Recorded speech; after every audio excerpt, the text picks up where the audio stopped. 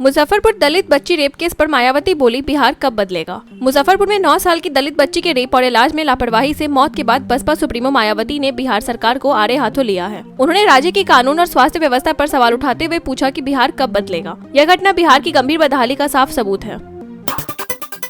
पूर्व अग्निवीरों को UP police और पीएससी भर्ती में 20% आरक्षण। योगी कैबिनेट ने 10 अहम फैसले किए मंजूर। योगी आदित्यनाथ की अध्यक्षता में हुई कैबिनेट बैठक में पूर्व अग्निवीरों को यूपी पुलिस और पीएससी की भर्ती में 20% आरक्षण देने का प्रस्ताव मंजूर किया गया है। इनके लिए आयु सीमा में भी छूट दी जाएगी। इसके अलावा औद्योगिक विकास, एमएसएमई, आईटी, पर्यटन, उच्च शिक्षा और नगर विकास से जुड़े कुल 10 महत्वपूर्ण फैसले भी लिए गए हैं।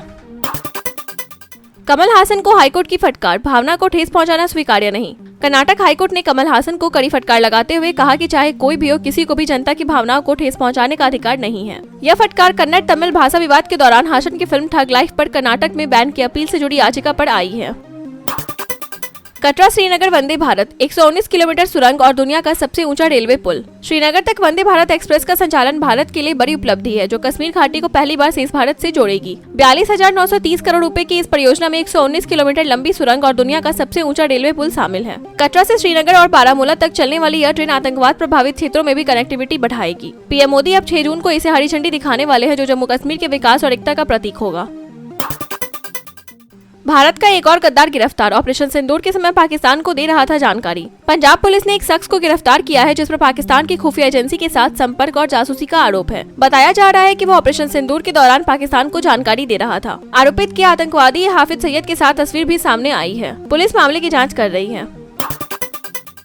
चीन ब्रह्मपुत्र का पानी रोकेगा, असम सीएम ने पाक को करारा जवाब दिया। असम के सीएम हिमंत विश्व शर्मा ने पाकिस्तान के ब्रह्मपुत्र पानी को लेकर फैले डर को खारिज करते हुए बताया कि इस नदी का 65 से 70% पानी भारत में उत्पन्न होता है। उन्होंने कहा कि ब्रह्मपुत्र भारत में बढ़ती है, घटती नहीं। चीन द्वारा इसके प्रवाह को रोकने की आशंका गलत और बेबुनियाद है। यह जवाब पाकिस्तान के पीएम शहबाज शरीफ के सलाहकार के दावे के बाद आया, जिन्होंने सिंधु जल संधि के विवाद पर चीन के हस्तक्षेप की बात कही थी।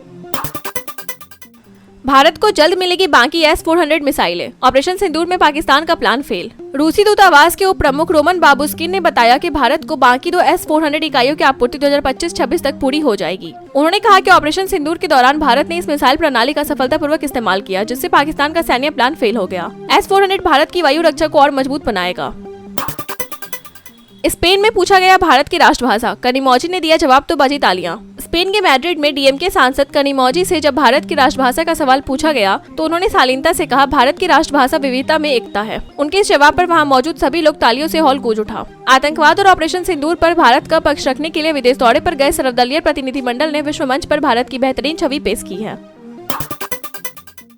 यूएनएससी में आतंकियों को बचाने को लेकर शशि थरूर का चीन पाकिस्तान पर तीखा तंज। ब्राजील में शशि थरूर ने कहा कि जब भी यूएनएससी में आतंकियों के खिलाफ प्रस्ताव आता है, चीन हर बार उनकी सुरक्षा के लिए सामने आ जाता है। उन्होंने पाकिस्तान को भी आड़े हाथ लिया और कहा कि दोनों देशों को यूएनएससी में होना चाहिए, लेकिन चीन के साथ पाकिस्तान आतंकियों को बचाने में सफल रहता है। थरूर ने कड़ी भाषा में कहा, तुम्हारा दोस्त चीन हर बार आतंकियों को बचा लेता है।